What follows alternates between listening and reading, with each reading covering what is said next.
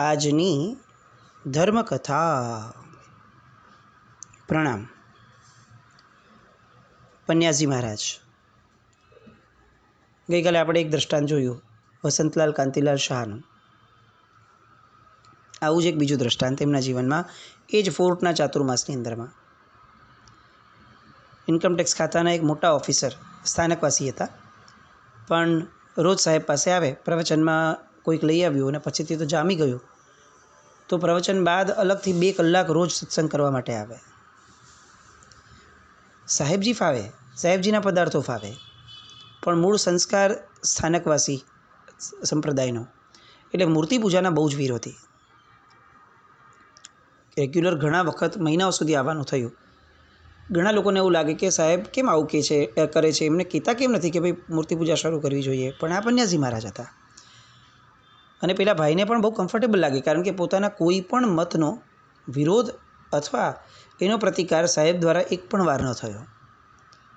એટલે એક જબરદસ્ત પ્રીતિ જન્મી. કેટલાક મહિના થયા. આસો મહિનાની હોળી ગઈ, દિવાળીની આરાધના થઈ, અને એ પછીથી સાહેબે અચાનકથી નવા વર્ષ પછીની કેટલાક દિવસની પછીની સવારે સાહેબે એમને કહ્યું કે માટલિયા સાહેબ, મારી એક વાત માનશો? તમે ફક્ત એકવાર શંખેશ્વર જઈ અને ત્યાંના પાર્શ્વનાથ ભગવાનની મૂર્તિ પૂજા કરો, બસ એક જ વાર. પછી તમારી ઈચ્છા ન થાય તો ક્યારેય નહીં કરતા. માટલિયા સાહેબ ઇન્કમટેક્સ ઓફિસર માટે આ વાત ઘણી અલગ હતી. સાહેબે અત્યાર સુધી જે પ્રીતિ સંપાદન કરી હતી એનું મૂળભૂત કારણ આ હતું એમની માટે કે એમણે ક્યારેય પણ પોતાના મતથી વિરુદ્ધની વાત એમની સામે કરી ન હતી. અત્યારે પોતે જે માન્યતામાં છે એ માન્યતા કરતાં અલગ વાત આવી. પણ સાહેબે આટલા મહિનાની અંદરમાં જે પ્રીતિ સંપાદન કરી હતી એ પ્રીતિ સંપાદન જીત્યું અને પોતાનો મત હાર્યો. એટલે એણે બહુ જ પ્રેમથી સાહેબની વાત સ્વીકારી કે ભલે સાહેબ, એક જ વાર આપ કરવાનું કહો છો, આટલા મહિનામાં પહેલી વાર આપે કંઈ કહ્યું છે, તો આપ જેમ કહો એમ એકવાર હું ચોક્કસ જઈ આવીશ. એ જમાનો હતો કે જ્યારે શંખેશ્વર જવું બહુ ડિફિકલ્ટ હતું. રોજ એક જ બસ આવે વિરમગામથી શંખેશ્વર, એટલે મુંબઈથી વિરમગામ જવાનું, અને પછી ઓલા ધૂળિયા રસ્તાની અંદરમાં બસની વેઇટ કર્યા પછી બસ જાય, બસ જ્યારે પાછી આવે ત્યારે આવવાનું, આ રીતનો ક્રમ. એટલે મુંબઈથી શંખેશ્વર જવું હોય તો કુલ મળીને 5 કે 6 દિવસો જાય. આ એવો ક્રમવાળી ઘટના. સીધી કોઈ ટ્રેન નહીં, સીધી કોઈ બસ નહીં, એવી રીતે. એટલે ગયા ઇન્કમટેક્સ ઓફિસર. 6 દિવસ માટે ત્યાં ગયા. 6 દિવસ પૂરા થયા અને સીધા ઉતરી અને સામાન સાથે પન્યાસી મહારાજ પાસે આવી ગયા. પન્યાસી મહારાજ બેઠા હતા ઉપાશ્રયમાં. સીધા એમના ચરણોમાં ઢળી પડ્યા અને સરોવર ભરાય એટલા આંસુ સાર્યા. અને છેવટે સાહેબ જ્યારે માથે હાથ ફેરવી રાખતા હતા અને જરાક શાંત થયા, એ પછી એમણે કહ્યું, સાહેબ, મને આ તીર્થમાં પ્રતીતિ થઈ ગઈ કે પાર્શ્વનાથ ભગવાન એ મૂર્તિ નથી, સાક્ષાત ભગવાન છે. બસ હવે મને નિયમ આપી દો કે હું ક્યારેય ભગવાનની પૂજા કર્યા વિના મોઢામાં પાણી પણ ન નાખું. એક પછી એક આવા દ્રષ્ટાંતો પરિવર્તનના. આપણને આ બધા ચમત્કારો લાગે, આપણને આ બધું બહુ નવી નવાઈનું લાગે. વોટ્સએપનો જમાનો છે એટલે આપણને આવું જે ક્યાંક જોવા મળ્યું હોય ને તો આપણે આમ ફેરવી નાખીએ બધે જ. મૂળભૂત કારણમાં જવાનો પ્રયત્ન. એક પરિવર્તિત વ્યક્તિનું જીવન જ જગતની અંદરમાં પરિવર્તન લાવી શકે છે. લાંબો પરિવર્તન લાવવો હોય ને તો તમારે પોતે પરિવર્તિત થયેલા હોવું જોઈએ. ટૂંકો પરિવર્તન લાવવું છે, ટૂંકું, તો કશો વાંધો નથી. તમે કોઈને પ્રેરણા કરો ને કોઈ બદલાઈ ગયું ને આપણે એના ગુણગાન ગાઈ રાખીએ જિંદગી આખી સુધી કે જો આવું થયું. પણ એ પરિવર્તનનું આયુષ્ય બહુ ટૂંકું હોય. થોડાક સમય પછી જુઓ તો ફરીથી પેલો વ્યક્તિ ત્યાંનો ત્યાં જ હોય. કેમ? કારણ કે લાંબુ પરિવર્તન લાવવું હોય તો પહેલાં જાતને પોતાને પરિવર્તિત કરવી પડે. પન્યાસી મહારાજ પાસે આ શક્યતાઓ જ હતી. પેલો બીજો જે વિકલ્પ છે એની કોઈ શક્યતા જ નથી, કારણ કે એવા તો સામાન્ય પ્રેરણાના પ્રસંગો પણ સાહેબમાં જોવા નથી મળતા. સાહેબની અંતર્મુખતા અજબ ગજબની હતી. એટલે આ માટલિયા સાહેબનો પ્રસંગ.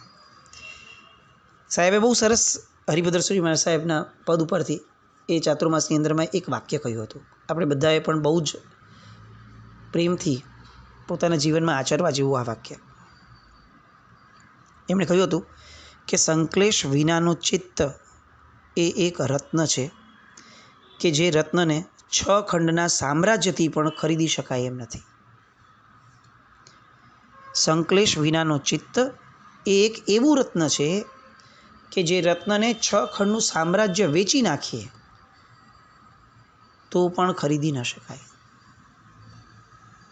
બસ આ લોકોત્તર શાસનનો સ્થિરીકરણનો ભાવ સાહેબનો. આપણે જે નાના નાના કારણોસર આપણા ચિત્તમાં સંક્લેશો ઊભા કરી દઈએ છીએ, સાવ ક્ષુલ્લક કહી શકાય એવા પ્રસંગોમાં આખું ને આખું ચિત્ત આપણું દોડાઈ જાય એટલા સંક્લેશ આપણે કરી લઈએ છીએ.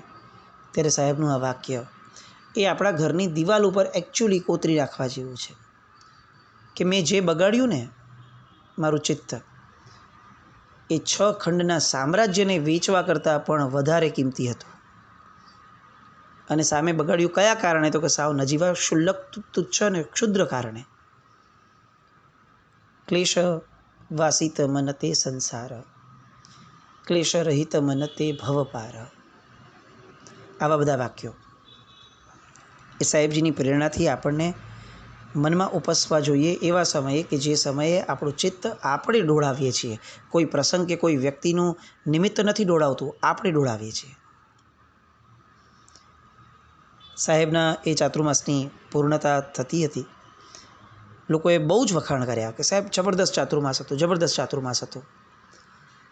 ત્યારે સાહેબે છેલ્લા પ્રવચનના અંશમાં લોકોને જણાવ્યું કે ચાતુર્માસ દરમિયાન સંઘમાં થયેલી તપશ્ચર્યા, અનુષ્ઠાનો કે ઉજવણા આ બધાના આધાર ઉપર ક્યારેય પણ ચાતુર્માસની સફળતાને આંકવી નહીં. ચાતુર્માસો એ ક્યારે પણ આવા અનુષ્ઠાનના આધારે ન આંકી શકાય. તો શેના આધારે આંકી શકાય? તો કે આ જ મહાત્માઓની ટુકડી આ જ વડીલો સાથે ફરીથી બીજી વાર અહીંયા ચાતુર્માસ કરવા માટે સહર્ષ થઈ જાય તૈયાર, તો સમજવાનું કે આ વાસ્તવિક સફળતા છે. કેમ? કારણ કે આ બધા મહાત્માઓ પરસ્પરના સ્નેહ અને સહાયથી એકમેકના સ્વભાવને સ્વીકારતા થયા અને એકબીજાના સ્વભાવને સ્વીકારવું એ જ જીવનની સફળતા છે. તમે અમને સ્વીકારો અને અમે તમને સ્વીકારીએ, આવો ભાવ જે ક્ષણે આપણામાં પરિણમે એ સફળતા. બાકી તમે એમ કહો કે આટલા તપશ્ચર્યા થયા, આટલા માસક્ષમણ થયા, એ સફળતા નહીં. એક દૃષ્ટિકોણ સાહેબના આપણને એવા જોવા મળશે ને કે ક્યાંક ને ક્યાંક આપણને અત્યારે ચાપખા લાગશે.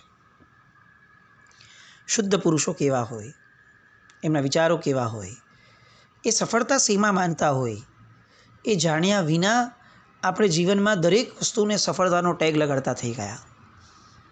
આલંબનો લેવા તો શુદ્ધ વ્યક્તિઓના લેવા, આદર્શ લેવા તો શુદ્ધ વ્યક્તિઓના લેવા કે જેમની માનસિકતા પણ એવી શુદ્ધ હતી કે જે ક્યાંય કોઈ પૌદ્ગલિક ભાવ ઉપર ઢળતી ન હતી. ચાતુર્માસ પૂરું થયું, એક પ્રસંગ થયો. વડાલા જવા માટે નીકળવાનું હતું ફોર્ટથી, અને એકાએક વિહાર શરૂ હતો અને એકાએક કાળા વાદળો ઉમટી આવ્યા. વરસાદ વરસવો શરૂ થયો, ધમધોકાટ. બધા જ મહાત્માઓ રસ્તાની એક બાજુ બંધ જ દુકાન હતી અને છજ્જા નીચે ઊભા રહી ગયા. અડધી કલાક સુધી ધોધમાર વરસાદ પડ્યો. વરસાદ પૂરો થયો અને 2-5 મિનિટ થઈ એટલે મહાત્માઓએ કહ્યું કે સાહેબ હવે આજ્ઞા હોય તો વિહાર શરૂ કરીએ, ફરીથી આપણે પહોંચવાનું છે. અને ત્યારે સાહેબે બહુ પ્રેમથી કહ્યું કે સાધુ જીવનની અંદરમાં જૈણા એ જ ધર્મ છે, વિરાધનાનો ભય એ જ સંયમ છે. મારી એવી ઈચ્છા છે કે આપણે હજી 10-15 મિનિટ ઊભા રહીએ. વરસાદ પતી ગયો છે, હું જાણું છું, પણ હજી 10-15 મિનિટ ઊભા રહીએ. કેમ? એટલા માટે નહીં કે ફરીવાર વરસાદ આવે તો આપણે અટકી જઈશું કે આ તે, એટલા માટે કે આ વરસાદનું પાણી સચિત છે. એ 10-15 મિનિટ સુધી એ પાણી અત્યારે બધે ફેલાયેલું છે. હવે 10-15 મિનિટ સુધી રાહ જોઈએ ને તો આ રાજમાર્ગ ઉપર લોકોની અવરજવર, વાહનની આવજાવ થાય, એના કારણે 10-15 મિનિટમાં એ પ્રાય અચિત થઈ જશે. બસ એ પ્રાય અચિત થાય ને એની થોડી રાહ જોઈએ, કારણ કે એ જ સંયમ રક્ષા છે. શિષ્યો દિગ્મૂઢ હતા આ દૃષ્ટિકોણથી. કેટલી ઊંડાણભરી દૃષ્ટિ સાહેબની. એ સચિત પાણી કે જેની અંદર પગ મૂકવાનો છે એ અચિત થાય એની રાહ જોઈએ, અને થઈ જશે કારણ કે રાજમાર્ગ છે. એટલે પ્રેક્ટિકલ બી એટલા જ છે સાહેબ. આવી બધી વાતો સાહેબે એમના શિષ્યોની વાંચનામાં વડાલા પહોંચ્યા પછીથી કેટલાક નૂતન શિષ્યો જે અલગ હતા એ બધાની વાંચનામાં એમણે બહુ સરસ વાત કરી કે વર્ધમાન સ્વામી ભગવાન જ્યારે વિહાર કરતાં કરતાં મોરાક્ષરની વેશમાં ગયા હતા અને દ્વિજંત તાપસોનો જે વિશાળ આશ્રમ હતો ત્યારે કુલપતિની વિનંતીને સ્વીકારી અને ચાતુર્માસ કરવા રોકાયા. પણ ઓલી ગાયો ભૂખી હતી, ઝૂંપડીની રક્ષા ન કરી શક્યા ભગવાન. કુલપતિ નારાજ થયા અને એમણે 5 સંકલ્પ કરેલા. આ બધા પ્રસંગો આપણા જાણકારીમાં છે, કલ્પસૂત્રમાં આવે છે કે પ્રાય મૌન રહેવું, નંબર 1. નંબર 2, કરપાત્ર વડે જ ભોજન કરવું. નંબર 3, ગૃહસ્થોની ખુશામત કરવી નહીં. નંબર 4, શ્રાવકોને અપ્રીતિ થાય એવા સ્થળે રહેવું જ નહીં. અને નંબર 5, ધ્યાનને અનુકૂળ જગ્યા શોધીને કાયમ ધ્યાનસ્થ જ રહેવું. આવા 5 નિયમો ભગવાને પણ કર્યા હતા એક પ્રસંગને પામીને. એટલે સાહેબે આ વસ્તુને કીધી કે આપણો સાધના કાળ, આ આપણું સંયમ જીવન એ આપણો સાધના કાળ છે. એની અંદર પ્રીતિપૂર્વક ગૃહસ્થોની ખુશામત કર્યા કે કરાવ્યા વિના, ગૃહસ્થોનો પરિચય પણ કારણ વગર કર્યા કે કરાવ્યા વિના, પ્રાય મૌનપૂર્વક આંબિલ વગેરે તપશ્ચર્યા કરતાં કરતાં અને બહુધા સ્વપરના કલ્યાણની આરાધનામાં વ્યસ્ત રહેવા અને ધ્યાનસ્થ રહેવા માટે આ સંયમ જીવન છે. આપણે એવું માનીએ કે ભગવાને એવું કર્યું આપણે ન કરી શકીએ, તો સેવક એ જ છે કે જેના ચિત્તમાં પ્રભુ વસ્યો હોય અને જેના ચિત્તમાં આવા 5 નિયમવાળા પ્રભુ વસ્યા હોય એનું જીવન એ આ 5 નિયમોથી અધિવાસિત રહે જ એ બહુ સહજ ઘટના છે. એટલે આવી સરસ મજાની પ્રેરણા પણ ત્યારે સાહેબે કરી કે આવા 5 નિયમો આંશિક રીતે પણ કમસે કમ સાધકના જીવનમાં હોવા જોઈએ. અહીંયા સાધક શબ્દ બહુ માર્મિક છે. સાધક શબ્દ લખવાનું કારણ એ છે કે ફક્ત સાધુનો આ પર્યાય છે એવું નહીં. ગૃહસ્થોએ પણ અગર સાધના માર્ગે આગળ વધવું છે તો આ 5 નિયમોને પોતાના જીવનમાં આચરવાનો પૂર્ણપણે પ્રયત્ન કરવો જોઈએ. સમય આવ્યો ઈસવીસન 1955, સંવત 2011. લોનાવાલામાં વૈશાખ સુદ સાતમના દિવસે હાલારના એક બાળક વર્ધમાન કુમાર એની દીક્ષા થઈ. નામ પડ્યું મુનિવર શ્રી કુંદકુંદ વિજયજી મહારાજ સાહેબના શિષ્ય મુનિશ્રી વજ્રસેન વિજયજી મહારાજ સાહેબ. સંસારી નામ કેશુ. આ કેશુએ પોતે જ્યારે 2 વર્ષના હતા, વજ્રસેન વિજયજી મહારાજ સાહેબ પન્યાજી મહારાજના શિષ્ય, પોતે જ્યારે 2 વર્ષના હતા ત્યારથી લઈને જીવનમાં ક્યારેય પણ રાત્રિ ભોજન કર્યું જ ન હતું. એટલું સંસ્કારી ઘર, પરિવાર, કુટુંબ, આદર્શ કહી શકાય એવું. એટલે એમના આખા જીવનકાળ દરમિયાન જેટલા પણ બાળક જે દીક્ષા થઈ ત્યાં સુધીમાં અભક્ષ્ય શું છે એનો લેશ માત્ર પણ એમના જીવનમાં કોઈ પ્રકારનો સ્વાદ એમના જીવનમાં એમણે ચાખ્યો ન હતો, અનુભવ પણ નહીં. કેટલેક અંશે તો ખબર પણ નહીં કે આને અભક્ષ્ય કહેવાય, કારણ કે જીવનમાં માતા પિતાએ દેખાડ્યું જ નથી આવું ઉત્તમ જીવન. 3 વર્ષના હતા ત્યારથી લઈને 10 વર્ષના થયા ત્યાં સુધીમાં સાહેબની પાસે બહુ રહ્યા. એમાં એ 6 વર્ષના હતા ત્યારે તો દર વર્ષે 6 મહિના માટે સાહેબજી જ્યાં હોય ત્યાં રહેતા. 4થા ધોરણની પરીક્ષા આપી હતી ત્યાર પછીથી એક ધારા 10 મહિના સુધી સાહેબની હારે રહ્યા અને આંબિલ કર્યા. એ આંબિલ કેમ કર્યા એની પણ બહુ મજાની ઘટના. આપણને ખરેખર લાગે કે પન્યાજી મહારાજ આ જગતને જે ભેટ આપીને ગયા છે ને એ અલૌકિક છે. પન્યાજી મહારાજ ગયા, પણ આ વજ્રસેન વિજયજી મહારાજ સાહેબ એમને જે રીતે સાહેબે ઘડ્યા અને એ પોતે પણ પૂર્વનું જે ભાથું લઈને આવ્યા એ કેવું ગજબનું હશે. આ એક સિમ્પલ નાનકડું એક્ઝામ્પલ. 6, 7, 8 વર્ષના હતા ત્યારની વાત. માતાએ વિનંતી કરી કે સાહેબ પચકાણ આપજો.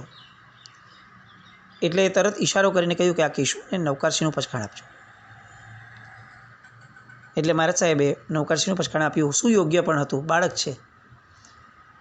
પણ જેવું નવકારસિંહનું પચકાણ એને આપ્યું અને પછી મમ્મીને માતાને આંબિલનું પચકાણ આવ્યું એટલે આ કેશુએ ભેકડો તાણ્યો. કેટલું સમજાવે છે કે કેમ ભાઈ તારે હજી તો ક્યાં તારી એવી ઉંમર છે કે તું સમજે કે આંબિલ એટલે શું ને આંબિલમાં શું વિશિષ્ટતા છે, તો કેમ ભેકડો તાણે છે. અને ત્યારે પેલો કેશુ પોતાની પૂર્વભવની સાધના શું લઈને આવ્યા હશે ને એ વિચારણાથી આપણે આ દૃષ્ટાંતને મૂલવીએ. એ સાહેબ પાસે જોરથી એટલા માટે રડે છે કે મને આટલું નાનું પચકાણ કેમ આપ્યું, મારા પચકાણમાં પણ આંબિલ શબ્દ કેમ નથી આવતો, મારા પચકાણમાં પણ આટલા બધા મોટા શબ્દો કેમ નથી આવતા. હજી પચકાણના એક પણ આગારની ખબર નથી એવી ઉંમર છે. મને મોટું પચકાણ આપો. એવી જીદ કરતાં કરતાં કરતાં રડે, ધાંધ્યા કરે, અને એટલે ધરાર રોજ પોતે આંબીલનું પચકાણ લે અને પોતાની માતા સાથે આંબીલ કરે. ફરી પાછા મોજમાં રમમાણ થઈ જાય. પૂજ્ય વજ્રસેન વિજયજી મહારાજ સાહેબનું બાળપણ. 10 મહિના આવી રીતે રહ્યા. પછી સાહેબે બહુ આગ્રહ કર્યો એટલે પરાણે પાલિતાણાથી પોતાના વતન ગયા, હાલારમાં, મોટા મંડા ગામ, એની અંદરમાં. 5મા ધોરણની વાર્ષિક પરીક્ષાને 2 જ મહિનાની વાર હતી. હવે એ સમય એવો હતો કે જ્યારે લેખિત પરીક્ષા કોઈ લેવાતી નથી, મૌખિક પરીક્ષા લેવાતી હતી. એને ભણવા માટે માસ્તરના ઘરે 4 કલાક જતા, ટ્યુશન જેને આપણે આજે કહીએ છીએ તે ટાઈપનું. હવે પરીક્ષાનો સમય થયો એટલે તાલુકામાંથી પરીક્ષક ગામમાં આવ્યા. આ કેશુનો વારો આવ્યો. 6 વર્ષનો બાળક, 6, 7, 8 વર્ષનું બાળક પૂર્ણ આત્મવિશ્વાસ સાથે આગળ ગયા અને જેટલું પૂછ્યું બધાના કડકડાટ જવાબ આપ્યા. એટલે પેલા જે પરીક્ષક હતા ને બહુ પ્રફુલ્લિત થઈ ગયા. એટલે એ જોઈ અને શાળાના માસ્તરે ધીમેકથી રજૂઆત કરી કે સાહેબ, આ છોકરો છે ને ભણવામાં ખૂબ નિપુણ છે, પણ એક પ્રશ્ન છે કે એની હાજરી ફક્ત 2 જ મહિનાની છે, કારણ કે મહારાજ સાહેબ પાસે રોકાવા ગયો હતો અને બાકીનો સમય એટલે જે એને રોકાવા ગયો તો એમાં તપ, સ્વાધ્યાય અને ધર્મધ્યાન બધું કર્યું હતું. હવે આને કેવી રીતે પાસ કરવો? એટલે પહેલાં પરીક્ષકે તરત કહ્યું કે 12 મહિનાનો અભ્યાસક્રમ જે 2 મહિનામાં કરી લે એવા બુદ્ધિશાળી બાળકને તો પ્રથમ ક્રમે જ ઉત્તીર્ણ કરવાનું મન થાય, અને એવું જ થયું. પન્યાસી મહારાજની જેની પણ દ્રષ્ટિ પડે છે, એ વ્યક્તિઓના જીવનમાં શું થાય છે એ સાંભળીએ તો પણ આપણને કદાચ બહુ વસવસો રહે કે આપણી પર ભગવાન સાહેબની દ્રષ્ટિ કેમ ન પડી. ઘણા બધા લોકો એવા હોય, ઘણા મહાપુરુષો, કે જેની માટે આપણને એવું થાય કે આપણને એના દર્શન પણ ન થયા આપણા જીવનકાળ દરમિયાન. આપણે સમજણા થયા ત્યાર પછીથી આપણે એમના દર્શન બી નથી કર્યા.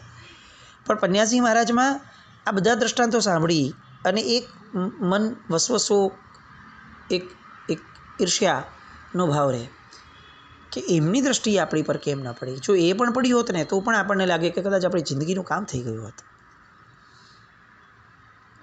એ વજ્રસેન વિજયજી મહારાજ સાહેબ. દીક્ષા પછીનો જ્ઞાનનો ક્ષયોક્ષમ એવો તીવ્ર થયો, 1 કલાકમાં રોજ 15 ગાથા સહેલાઈથી મોઢે કરવા લાગ્યા. અને એ પણ દરેક સૂત્રો સ્પષ્ટ ઉચ્ચાર અને છટાથી બોલવા. આટલી નાની ઉંમરમાં તપસ્વી અને વયોવૃદ્ધ એવા મુનિવરોની ભાવથી સેવા કરવી. ગ્રંથોનું સંપાદન શરૂ થયું. વ્યાખ્યાન કઈ રીતે આપવા, શાસન પ્રભાવક, એ બધું પણ પન્યાસી મહારાજે એમને પોતાની 10 વર્ષની તાલીમમાં શીખવાડ્યું. અને પછીથી એમને ઘડતર કરવા માટે વયોવૃદ્ધ મુનિરાજ શ્રી મહાભદ્ર વિજયજી મહારાજ સાહેબ પાસે 10 વર્ષની નિરતિચાર સંયમની સુંદર તાલીમ પણ અપાવી. બહુ મહત્ત્વનો મુદ્દો છે. ઘડતર કરવું હોય તો વડીલ જોઈએ જ. અને કદાચ એક અપેક્ષાએ અત્યારનું જીવન જોઈએ તો એવું લાગે કે ઘડતર કરવું હોય તો વડીલ જ જોઈએ. આપણા લોકોનું કામ નથી. આ વાત સંયમના ઘડતરની હોય કે બાળકના ઘડતરની હોય, વડીલો એ મસ્ટ પ્રાયોરિટી છે. અને આ મહાભદ્ર વિજયજી મહારાજ સાહેબે વ્યાકરણ, 4 પ્રકરણ, 3 ભાષ્ય, 6 કર્મગ્રંથ, બૃહદ સંગ્રહણી, લઘુક્ષેત્ર સમાસ, સત્વાર્થ સૂત્ર, વિતરાગ સૂત્ર, યોગશાસ્ત્ર, જ્ઞાનસાર, હારિભદ્રીય અષ્ટક, ષોડશક, સિંદૂર પ્રકરણ, કુલકો, અધ્યાત્મ કલ્પદ્રુમ, પ્રશમૃતિ, શાંત સુધારસ, 10 વૈકાલિક, ઉત્તરાધ્યયન, આચારાંગ, સમવાયાંગ, ચરિત્રો, સમરાઈ ચકાહા, ત્રિષષ્ટી, 10 પર્વ, ન્યાય, કાવ્યકોશ, આ બધા શાસ્ત્રોનો અભ્યાસ કરાવી અને જ્ઞાન યોગ સધાવ્યો. વિદ્વાન ન બનાવ્યા. વિદ્વાન બની જવાય પણ જ્ઞાન યોગ સેવવો પડે. વિદ્વાન કદાચ બધે પૂજાય પણ જ્ઞાન યોગી મોક્ષમાં જાય. આ ફરક જે છે ને એ આપણે સમજવું જોઈએ. વિદ્વાન બનવાની હોડમાં ન ઉતરાય, જ્ઞાન યોગી બનવાનો પુરુષાર્થ આદરાય. વજ્રસેન વિજયજી મહારાજ સાહેબ, એમના જીવનના કેટલાક પ્રસંગો નાનકડા, હજી બીજા, અને એ ઉપરાંત પણ પન્યાસી મહારાજના એવા પ્રસંગો કે જે પ્રસંગોની અંદરમાં દીક્ષાઓ જે એમની પાસે બીજી થઈ, એ નવા મહાત્માઓ જે થયા, એમને સાહેબે જે રીતે ઘડતર કર્યું, અને મોહમયી મુંબઈ નગરીમાં રહેવા છતાં પણ એમણે દરેક મહાત્માઓને જે ટકોરાબંધ રીતે તૈયાર કર્યા, એ બધી વાત આવતીકાલ પર રાખીએ. મૂળમાં એક વાત હંમેશા જીવનમાં જે આપણે સાહેબજી પાસેથી, આ સાહેબના બધા પ્રસંગો પરથી શીખીએ છીએ એ છે, કોઈ પણ બાહ્ય જગતમાં પડવાની પ્રક્રિયામાં, ક્ષેત્રમાં, કોઈ પણ ક્ષેત્રમાં પડવું હોય, આંતરિક શુદ્ધિથી જ કંઈક નક્કર કામ થશે. આપણને અત્યારે બહુ બધું કરવું છે. તીર્થરક્ષા કરવી છે, શાસન પ્રભાવના કરવી છે. આવા બધા નામોને આપણે બહુ સરળ અને સહજ બનાવી નાખ્યા. સાવ સામાન્ય ઘટનાને પણ આપણે શાસન પ્રભાવનાના નામે મૂકી દેતા થઈ ગયા. ઠીક છે, વસ્તુનો કોઈ વિરોધ કે એવી વિરોધાભાસવાળી વાત નહીં, પણ મૂળ મુદ્દો આ કે જ્યાં સુધી પોતાને સિદ્ધિ પ્રાપ્ત નથી થતી ત્યાં સુધી વિનિયોગ કઈ રીતે કરી શકાય. શાસ્ત્રકાર ભગવંતો એ આપણને આવો અનુગ્રહ નથી આપતા, આવી રજા નથી આપતા. એ ક્રમ આપે છે. પ્રણિધાન થયું, પ્રવૃત્તિ થઈ, વિઘ્નજય થયો, સિદ્ધિ મળી, બસ હવે વિનિયોગ કરો. ત્યાં સુધી વિનિયોગ ન ચાલે. અને કદાચ કરવો પડે તો વિનિયોગના આશયથી વિનિયોગ તો ન જ ચાલે. બસ આવું કંઈક આપણે સમજીએ. અને જે બહુ જ બાહ્ય જગતની અંદરમાં, ભલે ધાર્મિક જગત છે, પણ બહુ જ આપણે પરમાં પડ્યા છીએ, એની જગ્યાએ સ્વમાં પોતાની જાતને ખેંચી લઈએ, થોડા પોતે ઘડાઈએ. બહુ જરૂર છે આપણને બધાને ઘડાવવાની. આવો પાઠ આપણે પન્યાજી મહારાજના જીવનમાંથી લઈએ એવી શુભ મંગલ કામના સાથે. જીન આજ્ઞા વિરુદ્ધ કંઈ પણ બોલાયું હોય તો મિચ્છામિ દુક્કડમ જૈનમ જયતિ શાસનમ.